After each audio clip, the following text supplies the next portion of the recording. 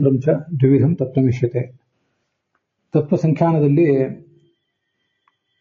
ಅಚೇತನದ ವಿಭಾಗಗಳ ಕುರಿತು ನಾವೀಗ ನೋಡ್ತಾ ಇದ್ದೀವಿ. ನಿತ್ಯ, ಅನಿತ್ಯ ಮತ್ತು ನಿತ್ಯಾನಿತ್ಯ ಅಂತ ಮೂರು ರೀತಿಯಾಗಿದೆ ಈ ಅಚೇತನ ವರ್ಗ. ಅದರಲ್ಲಿ ವೇದಗಳು ನಿತ್ಯ, ಪುರಾಣಗಳು ಕಾಲ ಮತ್ತು ಪ್ರಕೃತಿಗಳು ಅನಿತ್ಯ. ಹೀಗೆ ಅನಿತ್ಯ ಅನ್ನೋದು ಮೂರು ಥರ ಇದೆ ಅಂತ ಈ ಹಿಂದೆ ಬಂದಿದೆ.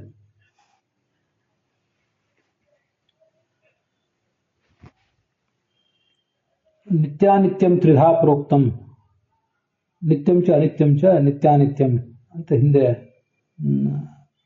ಆದರೆ ನಿತ್ಯಂ ಚ ಅನಿತ್ಯಂ ಚ ನಿತ್ಯಾನಿತ್ಯಂ ತ್ರಿಧಾ ಪ್ರೋಕ್ತಂ ಒಟ್ಟು ಮೂರು ರೀತಿಯಾಗಿದೆ ಈ ಯಾವುದು ಪುರಾಣ, ಕಾಲ ಮತ್ತು ಪ್ರಕೃತಿಗಳು.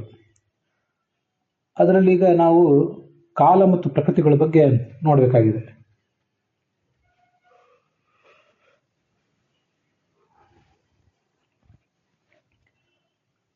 ಕಾಲವನ್ನ ಅನೇಕ ಜನ ಆಧುನಿಕ ವಿಜ್ಞಾನಿಗಳು ಕೇವಲ ಕಾಲ್ಪನಿಕ ಅಂತ ಹೇಳುವವರು ಇದ್ದಾರೆ. ಅವರಲ್ಲಿ ಏನಾದರೂ ದೃಷ್ಟಿಭೇದ ಇರ್ಬೋದು. ಕಾಲ ಸತ್ಯವೇ, ಆದರೆ ಅದು ಸಾಪೇಕ್ಷ ಅಂತ ಕೆಲವರು ಹೇಳ್ಬೋದು, ಅಥವಾ ಕಾಲ ಅಂತನ್ನೋದೇ ಕೇವಲ ಕಾಲ್ಪನಿಕ ಅಂತ ಕೆಲವರು ಹೇಳ್ಬೋದು. ಈ ಹಿಂದೆ ನಾವು ಬೌದ್ಧರು, ಸಾಂಖ್ಯರು ಮತ್ತೆ ನೈಯಾಯಿಕರು ಇವರು ಮೊದಲಾದವರ ಮತಗಳನ್ನು ವಿಮರ್ಶಿಸಿದ್ದೀವಿ. ಅವರ ಈ ಎಲ್ಲ ತತ್ವಗಳಿಗೆ ಸಂಬಂಧಪಟ್ಟಂತೆ ಅವರ ವರ್ಗೀಕರಣ ಏನು, ನಮ್ಮ ವರ್ಗೀಕರಣ ಏನು ಅಂತ ಅನ್ನೋದನ್ನು ಕೂಡ ನೋಡಿದ್ದೀವಿ. ಹಾಗೆ ಇದನ್ನೂ ಒಂದು ನೋಡಬೇಕು ಅಂತ ಹೇಳಿದೆ ಅಷ್ಟೆ. ಕಾಲ ಅಂದ್ರೆ ಏನು? ಅತ್ಯಂತ ಸೂಕ್ಷ್ಮ ಕಾಲ, ಅಲ್ಲಿಂದ ಪ್ರಾರಂಭಿಸಿ ಒಂದು ಕ್ಷಣ, ಮತ್ತೆ ಗಳಿಗೆ 24 ನಿಮಿಷಗಳ ಗಳಿಗೆ, 48 ನಿಮಿಷಗಳ ಮುಹೂರ್ತ, ಯಾಮ, ಸಂಧ್ಯಾ, ದಿನ, ಪಕ್ಷ, ಮಾಸ, ವರ್ಷ ಇತ್ಯಾದಿಗಳ ನಿರಂತರ ಪ್ರವಾಹ, ಅದನ್ನೇ ಕಾಲ ಅಂತ ನಾವು ಹೇಳೋದು. ಅದರಲ್ಲಿ ಕ್ಷಣ, ದಿನ ಮೊದಲಾದವುಗಳೆಲ್ಲ ಹುಟ್ಟುತ್ತಾ ಇರ್ತವೆ. ಪ್ರತಿಯೊಂದು ಕ್ಷಣವೂ ಹುಟ್ಟುತ್ತಾ ಇರ್ತವೆ, ವರ್ಷ ಎಲ್ಲವೂ ಕೂಡ ಮತ್ತೆ ನಷ್ಟ ಆಗ್ತವೆ. ಈ ದೃಷ್ಟಿಯಿಂದ ಕಾಲವನ್ನ ಅನಿತ್ಯ ಅಂತ ನಾವು ಹೇಳಬೇಕು. ಯಾಕೆಂದ್ರೆ ಇವತ್ತಿನ ಕ್ಷಣ, ಈಗಿನ ಕ್ಷಣ ಏನಿದೆಯಲ್ಲ, ಈಗಿನ ಕ್ಷಣ, ಇವತ್ತಿನ ದಿನ, ಇದು ಹಿಂದೆ ಇರಲಿಲ್ಲ. ಆದ್ರಿಂದ ಇದನ್ನೂ ಕೂಡ ನಿತ್ಯ ಅಂತಾನೆ ಹೇಳಲಿಕ್ಕೆ ಸಾಧ್ಯ ಇಲ್ಲವೇ ಇಲ್ಲ. ನಿತ್ಯ, ಅನಾದಿ ಅಂತ ಹೇಳೋದು ಸಾಧ್ಯ ಇಲ್ಲ. ಮತ್ತೆ ನಾಳೆ ಇದು ಹೊರಟೋಗ್ತದೆ ಇವತ್ತಿನ ದಿವಸ. ಆದ್ರಿಂದ ಇದನ್ನು ಶಾಶ್ವತ ಅಂತೂ ಹೇಳೋದು ಸಾಧ್ಯ ಇಲ್ಲ, ಅನಾದಿ ಅಂತಲೂ ಹೇಳೋದು ಸಾಧ್ಯ ಇಲ್ಲ. ಆದ್ರಿಂದ ಕಾಲವನ್ನು ಅನಿತ್ಯ ಅಂತ ನಾವು ಒಪ್ಪಲೇಬೇಕು. ಆದರೆ ಅಖಂಡ ಕಾಲ, ಅಖಂಡ ಕಾಲವನ್ನೇ ಇಲ್ಲಿ ಪ್ರವಾಹ ಅಂತ ಹೇಳಿರೋದು. ಕ್ಷಣ ದಿನಗಳ ಪ್ರವಾಹ ಇದು ಅನಾದಿ ಮತ್ತು ನಿತ್ಯ. ಅದು ಎಂದೂ ಹಿಂದೆ ಇರಲಿಲ್ಲ ಅಂತಿಲ್ಲ, ಮುಂದೆ ಇರುವುದಿಲ್ಲ ಅಂತಿಲ್ಲ. ಅದರಿಂದ ಅಖಂಡ ಕಾಲವನ್ನು ಹೀಗೆ ನಾವು ನಿತ್ಯ ಅಂತ ಹೇಳಬೇಕು. ಆ ದೃಷ್ಟಿಯಿಂದ ಕಾಲದ ಏಕದೇಶ ಅಂದ್ರೆ ಒಂದು ವಿಭಾಗ, ಅದಕ್ಕೆ ಉತ್ಪತ್ತಿ, ನಾಶ ಇತ್ಯಾದಿಗಳಿದ್ರೂ ಕೂಡ ಪ್ರವಾಹ ರೂಪವಾದ ಕಾಲಕ್ಕೆ, ಅರ್ಥಾತ್ ಅಖಂಡವಾದ ಕಾಲಕ್ಕೆ ನಾಶ ಇಲ್ಲದೆ ಇರೋದ್ರಿಂದ ಅದು ಸರ್ವಥಾ ಅನಿತ್ಯನೂ ಅಲ್ಲ.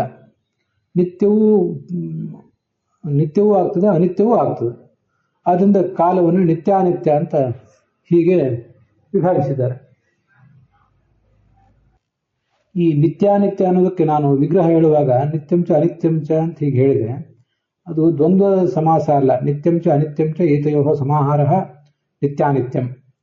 ನಿತ್ಯಾನಿತ್ಯಂ ತತ್ವಂ, ಅದರ ವಿಗ್ರಹ ಹೀಗೆ, ನಿತ್ಯಂಚ ಅನಿತ್ಯಂಚ ಏತಯೋಃ ಸಮಾಹಾರಃ. ನಿತ್ಯಾನಿತ್ಯ ಎಂಬ ಈ ಒಂದು ಗುಂಪೇನಿದೆಯಲ್ಲ, ಇದು ಪುರಾಣಾದ್ಯಾಹ ಕಾಲಃ ಪ್ರಕೃತಿ ಇತಿ ತ್ರಿಧಾ ಪ್ರೋಕ್ತಂ ಅಂತ ಹೀಗೆ ಅದನ್ನ ವಿಗ್ರಹ ರೂಪದಲ್ಲಿ ತಿಳ್ಕೋಬೇಕು.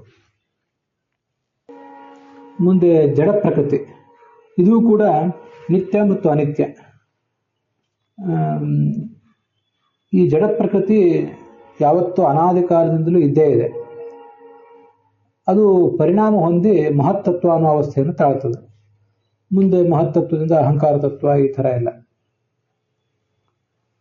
ವಿಕಾರೋ ವ್ಯಕ್ತ ಜನ್ಮ ಅಂತ ಹೀಗೆ ಅದನ್ನ ಅನುವ್ಯಾಖ್ಯಾನ ಪ್ರಾಯ ಈ ಮಾತು ಅಲ್ಲಿ ವರ್ಣನೆ ಮಾಡಿದ್ದಾರೆ.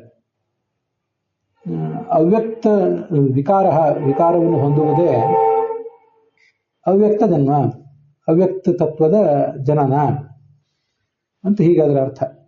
ಮಹದಾದಿ ರೂಪದಿಂದ ವಿಕಾರಕ್ಕೊಳ್ಳುವುದೇ ಅದಕ್ಕೆ ಜನನ, ಹೊರತು ಸಂಪೂರ್ಣವಾಗಿ ಅದಕ್ಕೆ ಜನನ ಅಂತ ಅನ್ನೋದಿಲ್ಲ.